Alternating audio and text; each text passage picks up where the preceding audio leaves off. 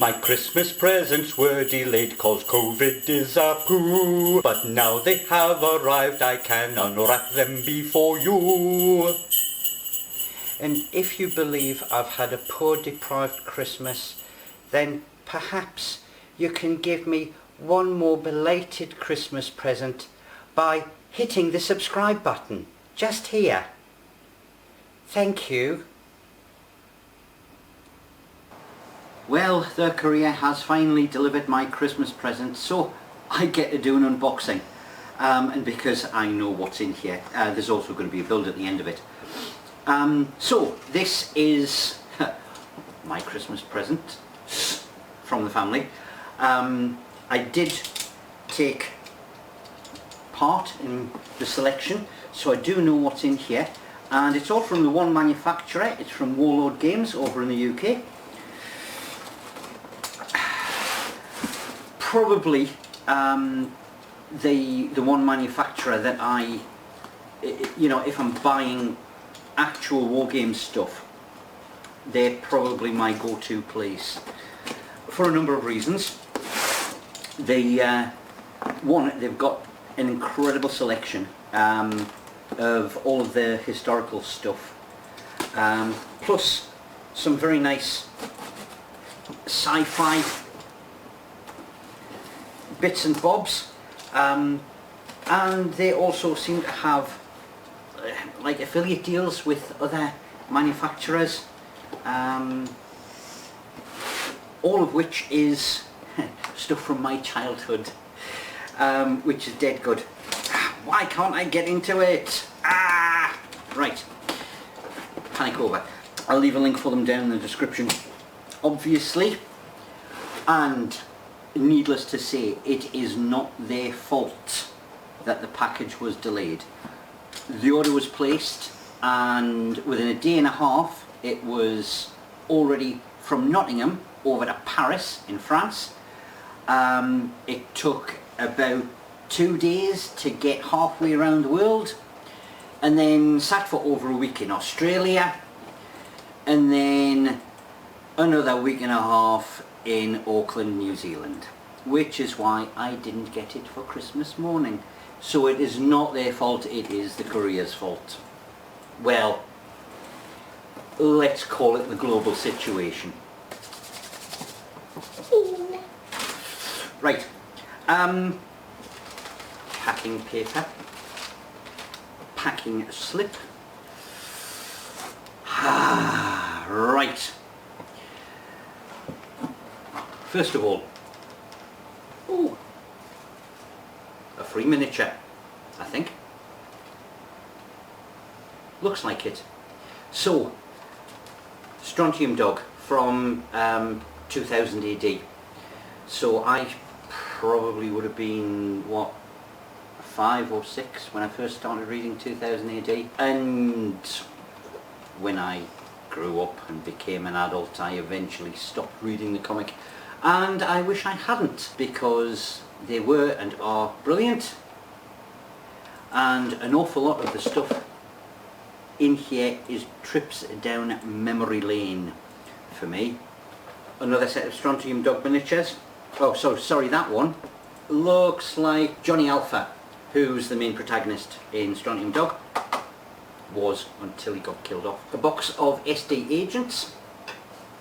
Now I got these basically because I already have a set of the Mutant Army Generals, and one of the generals was not included in that set. It actually comes in this one, but it's nice all the same, and yeah, I definitely wanted that just to complete things.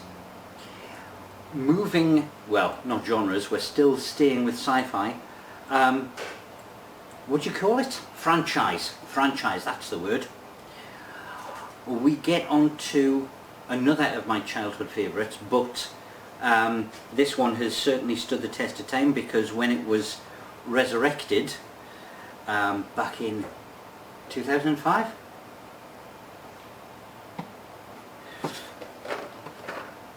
Doctor Who.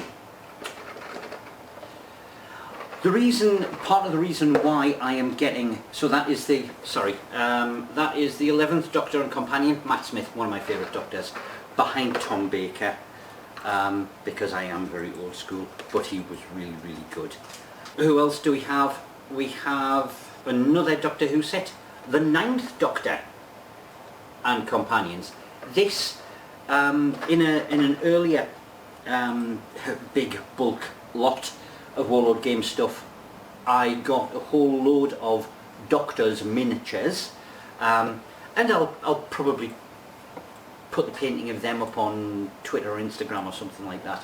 Keep it out because I like to use this channel for the terrain stuff rather than miniatures, although I have realised that really what I should be doing is, when I'm showing you a finished product, is actually putting miniatures on there to sort of show it in action, you know, give it that game feel, stage it a bit more. So I'm going to start doing that. However, the 9th Doctor, Christopher Eccleston, he did not come in the set that I got, so I got him for completeness, plus Captain Jack is absolutely brilliant. Yes, I have a Captain Jack miniature. The wife is drooling. And one final Doctor Who set. This is the collector's edition of Cybermen, called Nightmares in Silver, because they are one of the prime monsters, and they did change quite a bit, well, throughout the years. Basically every time they came on TV they were upgraded, so now I have the full set of them, plus the whole horde of them that come with the boxed set of the game that all of these miniatures are for. And I am going to be getting around to doing some scenery and stuff like that for those in very short order. However, the one we're going to be really opening today is this one, the boxed set of the Strontium Dog game. Has the two main protagonists from the series, Johnny Alpha and Wolf, the Viking, but as with most games nowadays, it does come with scenery. So I am going to set up the other camera, get the scenery out of the box, do what I did with the last bit of boat scenery that I did, go through the instructions, give you a breakdown, build it up, let's see how it does. Are we ready?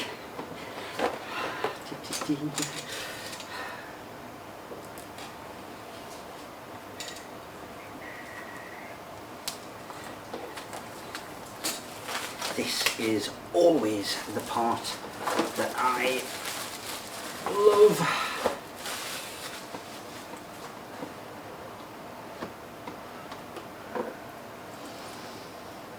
It's that new game box smell.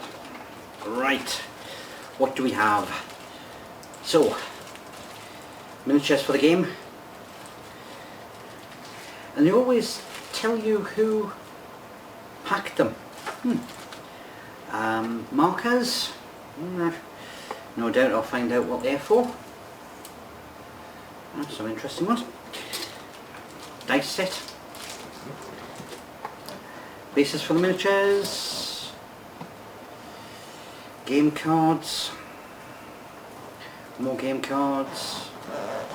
Oh, two different people packed it. Well, there you are.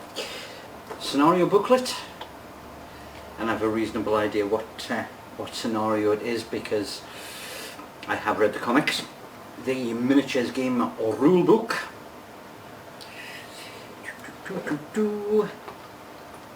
And more bases. I wonder what they're for. I didn't think there was that many miniatures. Maybe they've got some spare. So, from Sarissa Precision, we have some MDF laser cut scenery. Nice picture on the front. I'll get this opened up and we'll see what the instructions look like. Hopefully they're better than the last lot that I did. Right, okay, so we've got that opened and we have 2 instruction sheets, and they actually have instructions on them, which is better than the other company did. And we have 4 sheets of material. 3 are laser cut MDF and 1 is laser cut card, sort of fiberboardy type stuff. Right, let's see how we go. Right, so here's the start. Now, so the instructions: glue the exterior walls 1, 2, 3 and 4 to the ground floor panel 5. Right, now it's very clear from the picture, and I'll bring that over here so you can see it a little bit better, actually like that. Okay, so it's very clear from the shapes what one they are. If I had a minor niggle, alright, if you have a look there, they do have the ability to not fully laser cut through, but score or burn lettering and numbering onto the frames. You know, it would be really, really good if manufacturers could put the numbers that they're referring to next to the part, in the same way that, you know, plastic models do.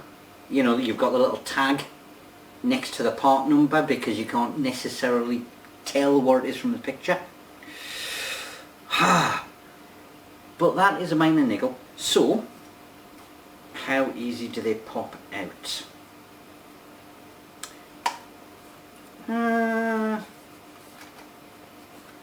Well, with a bit of flexing, not that badly at all. Okay. What else? I need that one.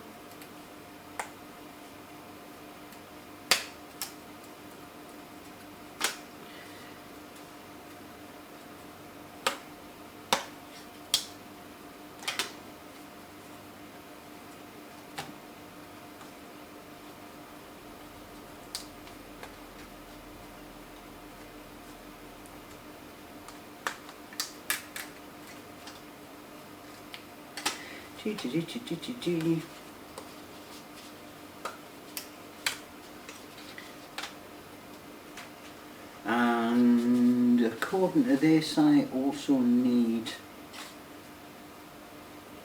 these ones, which are steps at this stage. Now, I'm presuming, and this is a presumption on my part, that probably the best stuff to use is PVA, and I do have some of that handy, but I do need to go and grab a brush so that I can apply it, so I shall do that. And you know what, unless I get seriously banjaxed by this, I think I'm probably going to turn this one into a bit of a montage. Yeah. I'll go and get me brush. You know, I know it says glue, but I get the feeling that that is not necessarily going to be necessary, because these parts are really, really tight fit. Now, I'm not sure whether or not that door is supposed to... It doesn't show it as coming off, but it is cut through. Okay, yeah, starting to look like it. Canopy supports. Now these are going to be fiddly bits. See how easy they come out. Oh, not too bad at all. I don't want to accidentally break off any of the tabs. Actually, that whole section is supposed to come out. Right. Just be careful when you're when you're doing these, because the way they still lock together, some of the parts are quite fragile, and you wouldn't necessarily want to apply too much in the way of pressure, otherwise you're going to snap it partway down the model. Ah, snapped it! Swine! Sorry Sarissa, bit of a markdown on that one, because that is a snapped model, and it's now fallen apart. One building complete. Looks quite nice. I am annoyed about that breakage there. The trick appears to be to slide that bottom tab in there first, and then kind of swing the other one down and pop that in there. However, couple more buildings to go. What else do we have? Oh yeah, I've had to swap with the glasses. It's getting dark, it's closing on towards midnight, New Year's Eve, and I'm making models. Alright, these should be dead quick. I need all of those, all of those, all of these. I wonder if there's an easier way of popping these out. If anybody does know, please let me know in the comments. Alright, so they all fit like that. And then Scooby-Dooby-Doo. Oh, hang on.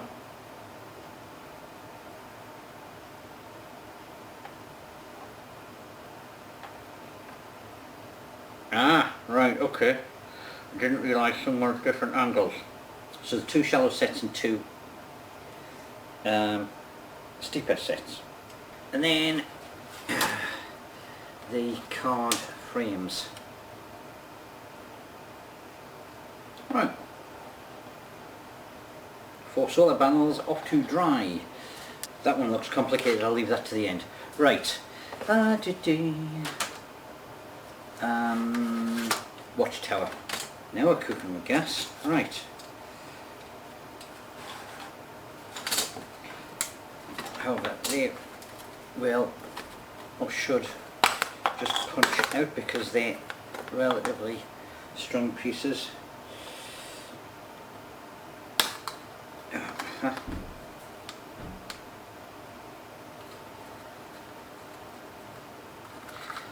And they'll twizzle, and they'll twizzle, and they'll twizzle, ha ha.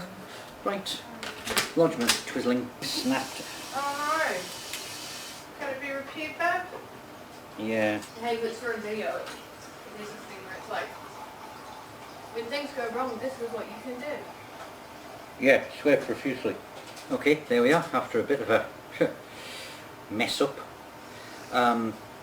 With snapping one of the members there, these really are fragile.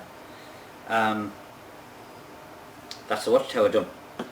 One more building, I'm going to take a break. Well, it's New Year's Day now and job's done. Yes, I did take a break overnight because it was New Year's Eve and celebrations and things like that. Plus I was really starting to struggle with the model. I didn't film the final part, which is the power generator here, because quite frankly there are not enough swear words in the English language to cope with what I had to go through. Right, pluses and minuses. Plus, it's a really cool looking diverse set of models. I do like the addition of the card on these Sarissa ones.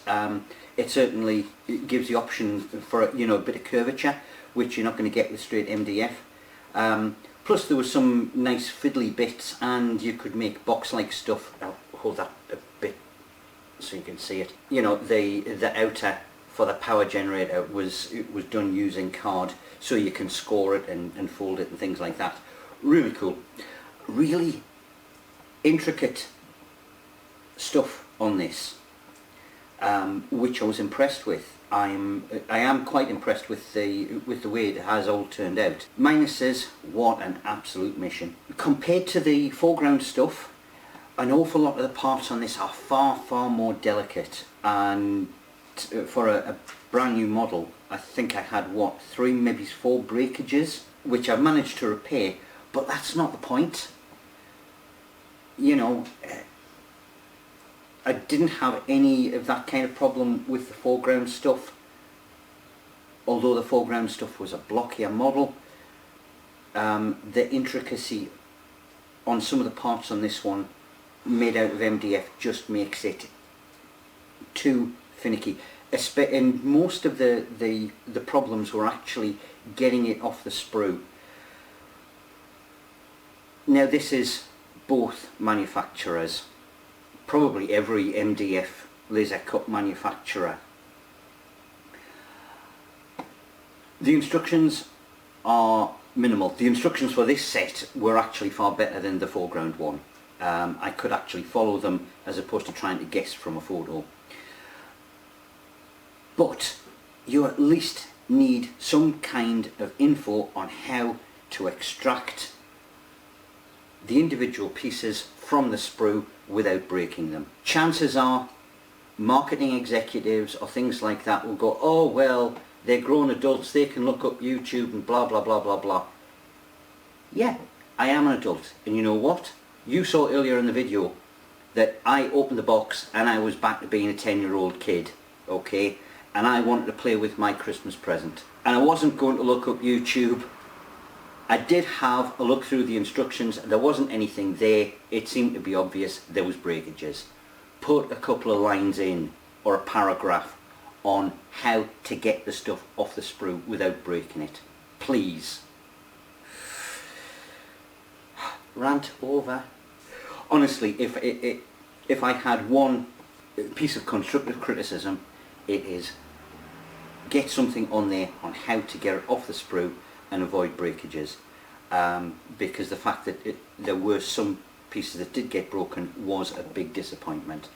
Yes, I'm a seasoned enough modeller to be able to fix it. That's not the point. But it is it's a nice set. Lovely big building there. I believe, oh hang on, that's the front.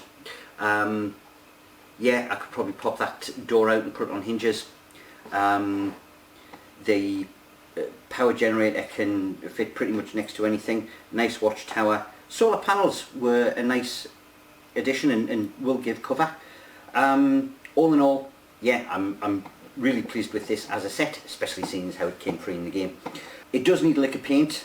You can play with it like this, but meh, it doesn't look brilliant, and certainly some rusting and weathering and things like that will not go amiss.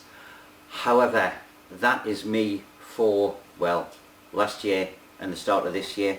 Start as you mean to go on. As ever, if you have enjoyed seeing this kind of thing, and there are more videos coming up shortly, please do hit the like and subscribe. Leave a comment on the kind of thing that you'd like to see. And until then, here's hoping that 2022 is going to be a darn sight better than the last year that we all had, and me in particular, because there was some unpleasantness. And I will see you next time. Take care.